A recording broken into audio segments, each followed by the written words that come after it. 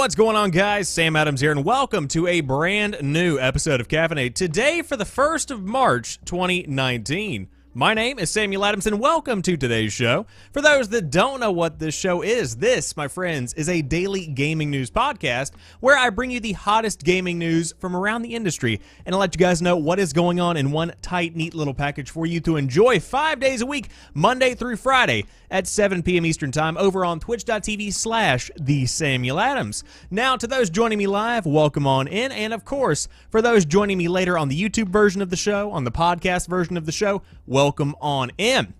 Now, today we are actually headlining a story that sort of kind of broke yesterday, which is that the newest character for Apex Legends does appear to be Octane, and now that is all but confirmed, and an update should be dropping fairly soon. Now, on top of that, speaking of Battle Royale games, a California man has sued Epic Games over quote-unquote predatory loot boxes. We'll talk more about that. On top of games relating to children, Roblox boasts over 1 billion hours of engagement per month. We'll talk about that figure and what that means. The Overwatch hero roster could eventually use seasonal rotation, according to some insider information. Of course, direct from the horse's mouth, as they say. The first Dead or Alive season pass cost a total of $93. We'll talk about that incredible amount of money. And finally, I have some freebies for you guys that are out there with Twitch Prime subscriptions, because the March games are out right now for free. And it includes a relatively underwhelming lineup of various games that you can get for free. But hey, I mean, they're free, so you might as well go ahead and grab them because you got them anyway. But those are pretty much our stories for the day, and that's going to round out our week of podcast shows. But of course, if you ever miss any, you can always go back and check out some of the older shows. But without further ado, let's go ahead and dive into it. First off, evidence is building that Apex Legends' next character is Octane. Was Shroud joking when he said that the next Apex Legends update would arrive today? And this is coming to us from PC Gamer. Over the last 24 hours, new rumors and unconfirmed leaks about the next Apex Legends character have circulated from multiple sources, supporting prior rumors and even pointing maybe to an imminent release of a new character called Octane and or the Apex Legends Battle Pass, which we are expecting sometime in March. Although EA has not announced anything officially, let's lay out the information we have so far. Speculation about unreleased characters began weeks ago when data miners uncovered a list of what appeared to be names of unreleased characters, spotting Octane among a list of others like Crypto, Jericho, Rosie, and Prophet. Strings uncovered from this data like Octane_stem_inject and Octane_stem_release suggested that Octane would be a character whose kit includes some kind of injection system, a trope not uncommon to games and Batman villains that seemed believable in Apex's sci-fi setting. Yesterday, a Redditor named Beartoots shared an image that makes a strong visual connection with this description, and that image is as shown here, which essentially appears to be a slender-looking character overall with two canisters on his sides. Neon tubing and a cylinder attached to the character's hip in the image above suggests some kind of injection mechanism, while metal legs indicate that Octane, if this is indeed them, could be a cyborg. The poster did not say whether or not they were themselves a tester of Apex Legends with access to private versions of the game. The only additional detail they offered was that the right image is from the deep dive trailer when it shows the silhouettes of the next two legends. The watermark on the image, Child's Play, is associated with a private Instagram account with 32 posts. The same day, another user on Reddit shared an image with the same watermark that added more detail, although the text shown here is something that's easier to doctor. The character image behind the information pane is not.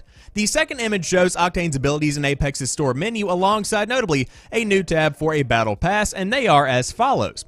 So your passive ability is Swift Mend. While not taking damage, Octane restores health over time. Adrenaline Junkie is a tactical advantage, which moves 30% faster for 6 seconds and costs 10% health, immune to slows while active, which of course is your Q, and your ultimate is Launchpad, deployable jump pad that catapults users through the air, presumably in the same way that a jump pad works in a game like Fortnite.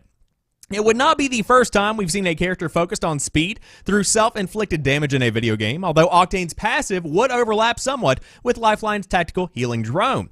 A trampoline type item would also be right at home in Apex, especially given the presence of such gadgets in Fortnite. The mention of immunity to slows from Adrenaline Junkie indicates to me that more stun and movement inhibiting abilities are probably on the way in Apex. Of course, there is a lot more to go into here if you did want to dive into it, but the biggest point here is that there is plentiful information that this is going to be the next character in Apex Legends, of course, the Legend as they are so called, according to this article. I thought they were champions. I guess I just had that wrong all along. Either way, as a man with over 50 hours in the game, apparently I still don't know anything about the game. With that being said, though, incredibly interesting looking character. My question here is, since there is this passive healing ability, would this be a character that would lend itself to something of a solo play style? Because of course there has been the mention, there has been the hinting at of a solos queue instead of just restricting gameplay to this trio of characters as we have seen so far. Could this mean that a new style of game is on the way where you do have a passive healing ability that doesn't necessarily rely on another character? Of course, you can, self-heal in the game by picking up syringes and medkits, but at the same time, to be able to have this ability is something that would be incredibly beneficial if you don't actually have a squad that you're running with.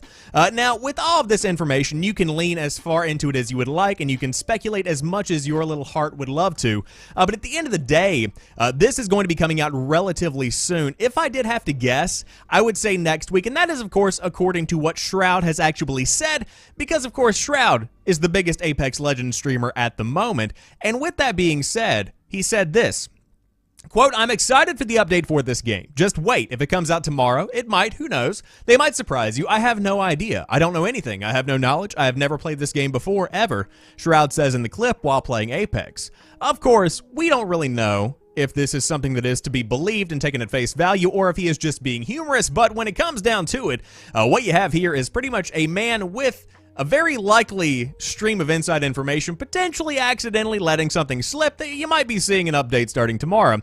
So with all of that being said, could be big stuff coming tomorrow for Apex Legends, so keep your ear to the ground on that one, because hey, what better day to launch a brand new content update than something like a Saturday where a lot of people are off work, a lot of people don't have school, and of course spring break is upon many of us here in the States if you do go to college. So hey, could be a fantastic time to release an update for the hottest battle royale out there right now, and also, as a side note, would be a fantastic way to actually compete with Fortnite Season 8, which of course is this week's big release when it comes to Battle Royales, which is crazy that we have a weekly Battle Royale expectation at this point. But with that being said, interesting stuff, and of course Apex Legends, still a fantastic game to date. Now, speaking of Battle Royale games, a California man sues Epic Games over predatory loot boxes. This one isn't going to make it too far. Now, the complaint alleges Save the World's loot llamas were like playing a slot machine.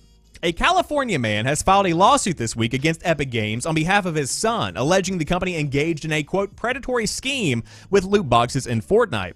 Steve Altez, filing for R.A, of course, is a younger individual, brought a complaint that focused only on the loot boxes or llamas in the game's Save the World co-op mode, and not the Battle Royale mode. His primary concern is that these loot boxes are, or were, blind draws, and that said blind draw specifically targeted children with gambling-like mechanics. Up until January of this year, there was no way to know what items would be inside before you purchased and opened a loot llama, and Epic Games did not disclose the odds. However, that changed in a recent update to the game, and that now shows the contents of loot llamas in Save the World before they are purchased with V-Bucks, which of course is the in-game currency purchased or earned within the game. Though the lawsuit does not mention this admittedly recent change, it does focus on the ties between loot boxes and gambling, as well as the targeting of minors. The plaintiff alleges that Epic deliberately designed Save the World to hinder a player's progress if they didn't spend real money, and that Epic has made a fortune on in-game purchases, preying in large part on minors who are especially susceptible to such predatory tactics. It also states that purchasing loot llamas is akin to playing a slot machine. Players, and particularly minors, are lured into purchasing llamas with the reasonable expectation that a purchase will result in better loot, the lawsuit reads. Players are encouraged to keep purchasing llamas with the reasonable belief that repeated purchase will lead to the chance of receiving better loot, and therefore improvement in performance of the game. Through both express misrepresentations and omissions, Epic markets llamas as highly likely to contain valuable loot that will increase a player's power and prowess in the Fortnite game. But in reality, llamas do not contain the loot expected by the reasonable consumer. The plaintiff's trouble is not only with the specific targeting of minors with apparent gambling mechanics, but also with Epic Games not disclosing the odds of getting rare items in each loot box. He alleges Epic deliberately tried to hide the fact that the odds are next to nothing, though the recent update showing loot box contents does negate the need to disclose odds at the same manner. Epic has not revealed what those odds originally were or even are now. And so the lawsuit accuses Epic of violating California's Consumer Legal Remedies Act, protecting consumers from unfair business practices, false advertising law, and unfair competition law, as well as accusing them of unjust enrichment. The plaintiff is requesting that the court prevent Epic from selling similar oddsless loot boxes in the future, as well as declare such loot boxes unlawful and refund the money the plaintiff spent on them in addition to damages and fees. The suit also requests R.A, which is, of course is the younger individual, be appointed as a class representative in an effort to open up the complaint to a class action suit for anyone in the state of California who has purchased a loot llama within a certain period of the game's Save the World mode. That's a bit of a stretch, isn't it? However, this man is going for it. So essentially, this feature of the game where there were these loot llamas in a way in Save the World has been taken out, and we actually talked about this on a previous episode of Caffeinate at the beginning of January. But essentially, this has all been solved. There is no longer any kind of issue at hand, and so I'm not really sure if this is still going to hold up in the court, quite frankly, because there is nothing to complain about as of now. However, going back, if you do want to kind of address what was happening up until January, that very much so is something that could be taken to court, and that very much so is something that could be a bit of a discrepancy when it comes to the law. So where will this go? I'm not really sure if there's any ground to stand on here, but without a doubt, as we see day after day, if you have the opportunity to sue Epic Games, you might as well take it because you don't know what's going to come of that. Now, as we've seen with the dancing lawsuits, that obviously is something that's not really coming to fruition. But in a case like this, where there was specifically a lot of gray area when it comes to what is legal and what is not, you very well could have a case with this one, so it could be worth your time. And it very well could get you some extra cash. But as we see Deathpunk saying in the chat, maybe they'll shut Fortnite down. Yeah, that'll happen. No. Moving on to the next story of the day, Roblox boasts over 1 billion hours of engagement per month. Now, you might be saying, Sam, why are we talking about Roblox? Because this game is phenomenally huge in a way that I don't think any of us really understand. So the online game platform Roblox continues to be a juggernaut for the under 18 age group. Based on the company's own internal statistics, Roblox now sees over 1 billion hours of engagement per month. According to comments picked up by Pocket Gamer, the company says this means it's well on its way to rivaling platforms like YouTube and Netflix in terms of hours of content consumed for both under age 13 and 13 to 17 age group. Roblox is a sandbox game platform that, while free to play, allows developers to create content and levels for its sizable user base in exchange for a slice of whatever premium currency those creations bring in. Mid-year estimates released by the company last summer predicted that it would pay out as much as $70 million to those developers in 2018, nearly double 2017's estimated payout. In 2017, two of the platform's top creators walked away with $2 million in earnings each. For its recent growth, Roblox Corporation says that increasing globalization, the introduction of new features and customization, and developer creativity have helped the platform keep its upward momentum in recent years. So the reason that I really started to focus on Roblox as a potential big player in the game is because of the synergy that I saw between the Fortnite community and the Roblox community, because there is a lot of crossover there.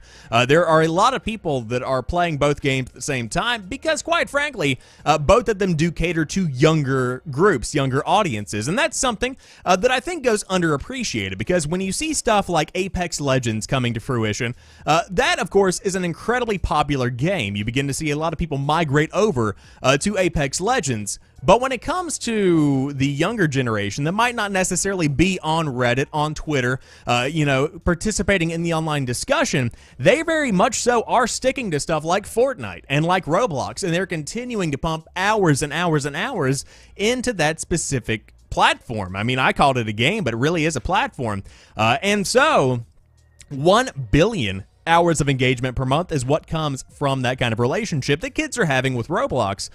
So again, the game is massive. The game is something that apparently is doing much better than I thought it was, with, again, the two platform's top creators walking away with $2 million in cash. Now, the question in the chat is that before or after taxes? Hey man, I don't know. I'm just reporting the news. But when it comes down to it, $2 million before or after, it's still $2 million that you're making from a video game. So you're doing all right with that, you know. But free-to-play game, you can dive in, check it out. It's kind of like Legos, from my understanding. Again, I'm 21 years old. I've been playing Far Cry 5. I went back to that earlier today. I don't know that much about Roblox, and I'm never, ever going to dive into it. But with that being said, it's impressive. 1 billion hours of engagement per month, rivaling YouTube. Come on, man. That's crazy. Now let's move on to talking about a game that I have spent a considerable amount of time playing over the years, Overwatch, because the roster could eventually use seasonal rotations and hero bans, which would be a big change for everybody. Overwatch's new hero, Baptiste, brings the roster up to 30 playable characters. Blizzard doesn't plan to stop developing new characters and has several concepts in the works already, but the studio has toyed with the idea of using tools like hero rotation or bans to help manage the roster if it grows too unwieldy. We have a bunch of heroes that we're playing with, a bunch of ideas, a bunch of gameplay concepts, lead hero designer Jeff Goodman said during a Q&A with media attended by GameSpot. As long as people are playing Overwatch, we are looking at adding content to it. That may eventually lead to a roster that's simply too big to be manageable. Though the company has no immediate plans to implement fixes for this hypothetical problem, it has considered a few options of how it could mitigate such an issue. We talk a decent amount about rotating heroes. That, and what's paired a lot with it, is hero bans, hero picks, things like that, because they're both kind of related to roster size, Goodman said. We don't have any plans about that right now. It does come up in conversation. If we get a big enough roster that we feel like would benefit from that, or maybe each competitive season we could do something like that, we sort of idly talk about it. We don't have any plans. Right now, we don't feel like we are at the point where we have enough heroes where that seems to make sense, but if we reach a point that it just feels like too many, then yeah, we might do something like that. Of course, Baptiste, the newest character, is available right now on the PC test server and will soon be rolling out to public servers and other platforms soon, and he's a combat medic. We've talked about him earlier in the week whenever he was revealed, but what I want to focus on here is the concept of an Overwatch roster that is directly influenced by seasonal picks and hero bans, because this is something that I think would benefit the game greatly, especially for those that are trying to pretty much improve their gameplay, and also in an effort to make the Overwatch League seem a bit more interesting, because hero bans definitely change up the game. So for those that don't know what I'm talking about, essentially the idea is that aside from stuff like maybe quick play, if you did want to leave that out, in competitive play during specific seasons, perhaps one of the main characters would be disabled for that entire season, forcing somebody that would main that character to try a different hero in exchange, which is something that would be very interesting and definitely change up the gameplay and the flow overall. Now, at 30 characters, heroes, whatever you want to call them, is that too many, options for players as of right now? In my opinion, 30 might be on the breaking point. That's kind of where you begin to teeter over the edge of having too many options and too many heroes. Some are used too much, some are used too little. It's one of those situations where you don't want to have 50, 60 characters and then, only 3 or 4 of them get picked by one specific person. That's probably where this is trending. So could we see this come into fruition in the future and come into utilization? Absolutely, and it's good to hear that they are thinking about the distant future of Overwatch. As seasons continue to go on, how is the game going to grow and evolve? Because if the game doesn't change with the times, then you are going to begin to see a lot of people begin to fall off the edge of it and not really come back to it. Now, Overwatch, of course, is a very healthy game right now with a very healthy community, one that is flourishing in many ways thanks to the competitive league that has kind of flourished around the game itself.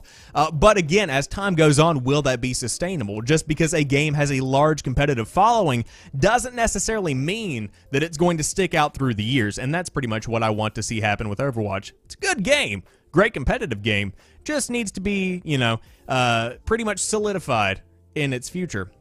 But with that being said, let's talk about a game that is more than likely going to die down pretty dang soon. Dead or Alive 6, because the season pass for this game, which again launched on Friday today, costs $93. $93 for a season pass. It is rare that a season pass for a game costs $33 more than the game itself. Dead or Alive 6 owners can now drop nearly $100 on 2 new characters and 62 costumes. Considering downloadable content cost for the previous game, this could actually be a bargain. Prices for the Season Pass bundle, now available alongside the game on Xbox One, PS4, and PC, were not revealed until yesterday. The high price was not unexpected, however. Tecmo Koei released vast amounts of cosmetic DLC for Dead or Alive 5 last round, hundreds of costumes totaling hundreds of dollars, so the Dead or Alive 6 developers rolling out this $93 deal and specifies that there will be more is not a huge surprise. So, what does $93 get a player? In addition to brand new characters, 2 characters, specifically the 62 costumes include Nico's Techromancer gear as seen above, and Nyotingu, I believe that's how you pronounce that, wrestling getup. So here is everything that comes with the pricey, again, let me reiterate, $93 bundle. You get Happy Wedding Costumes Volume 1 and 2, Costume Pack Volume 1 and 2, additional character Mai Shiranui? Sure. Mai Shiranui debut costumes, additional new character, and additional new character debut costumes. And so it's worth mentioning that this is all going to be rolling out over the course of Season 1. So the Season Pass, of course, does not launch all at once, but you'll be getting pretty much waves of content. So this might not seem like a lot, but it does work out to about $1 per costume, at about $15 for each additional character, including their debut outfits. Plus, there is the peace of mind from knowing that you're completely covered for Dead or Alive 6 DLC for at least 3 months. Again, $93 for 3 months. It's pretty insane. So with that being said, is it worth it? I mean, no. You know, when it comes down to it, $15 per downloadable character. Per downloadable character. Not por. Not for, like in Spanish. Let's back up. $15 per new downloadable character is ridiculous in and of itself. $1 per costume? Do we need that many costumes? My point here is that this is not something that is catered to me. Obviously, there are many people that are going to be playing Dead or Alive 6 that do want all these additional outfits, that do want these additional characters, and that don't mind paying $93 for the newest content because, quite frankly, they're used to that kind of treatment for Dead or Alive. But at the same time, I do want to bring up the point that I said on Twitter earlier whenever we were talking about this and it was pointed out to me. Essentially, I got tagged and they were like, what do you think about this? My point here is that if you have only 300 people buying a season pass for Dead or Alive 6, you might as well amplify the price of it by 9 times what it's actually worth. So let's say this is actually a $10 DLC pack or a $10 season pass. If you make it $90, then each individual that purchases it is the equivalent of 9 whenever you really think about how much this is worth. And so you pretty much boost up your, income because, quite frankly, there is a specific group of people, a very dedicated fan base, that will end up paying for this kind of thing. So, if you happen to be one of those people, congratulations. You can now buy a $93 season pass for Dead or Alive 6, which I have actually heard is a solid game. Not the best fighting game, but certainly better than previous Dead or Alive games have been. Not the best, again, up for debate. I'm never going to play it, so hey, blow your money your own way.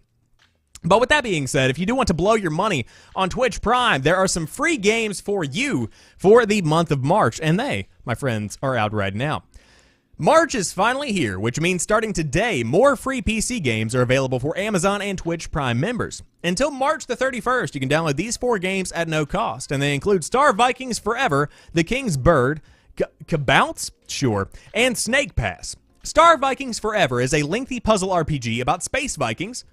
Shocking! Who would have thought? That fight evil intergalactic space snails. The King's Bird is an artsy platformer that utilizes gliding and requires maintaining your momentum to navigate many challenges. Brush up on your pinball skills with Cabounce, a multiplayer experience from the perspective of the ball itself, where you try to hit bumpers to claim points for your team. In a unique platformer, Snake Pass, you are asked to think like a snake as you solve puzzles which involves slithering into small spaces, coiling around bamboo to climb, and more. So, of course, to claim these deals, you just have to make sure your Amazon account is linked to Twitch, and, of course, there's going to be a little thing that pops up, and by all means, you can dive in. Now, Star Vikings Forever, as Deathpunk points out, does sound like an 80s metal band. but it actually sounds like something I might check out for myself. Now, of course, if you did want to check out these games and more, you can link your Twitch, you can link your Amazon, and boom, you've got tons of free stuff, including in-game bonuses and also a free subscription to a channel of your choice every month. Totally worth your time to link those two accounts together. Now, with that being said, which game is the best? In my opinion, I've heard good things about the King's Bird. Weirdly enough, I actually think this is a pretty solid game. So if you do want to dive in and check out any of these games, I would highly recommend that one. But overall, they're free. Again, kind of like PlayStation Plus and Xbox Live Gold. If you have the services, just redeem them. Give them a shot. You might get bored. Who really knows? But with that being said, that wraps up today's episode of Caffeinate. If you did enjoy this one, be sure to drop me a like down below if you are watching on YouTube. If you're joining me live in the chat, I appreciate you being here. And of course, it's always fantastic to have people contributing to the conversation Monday through Friday at 7 p.m. Eastern Time over on twitch.tv/TheSamuelAdams. Now, with that being said, there will be a video up on the channel tomorrow. Of course, we've got the drop coming up on Sunday, which is the weekly video series where I let you guys know what games are coming out across the PS4, Xbox One, PC, Switch, etc. So you can look forward to that. But this show, Caffeinate, will be back on Monday for a brand new episode. And until then, you guys have a fantastic rest of the weekend. I'll talk to you soon, and peace.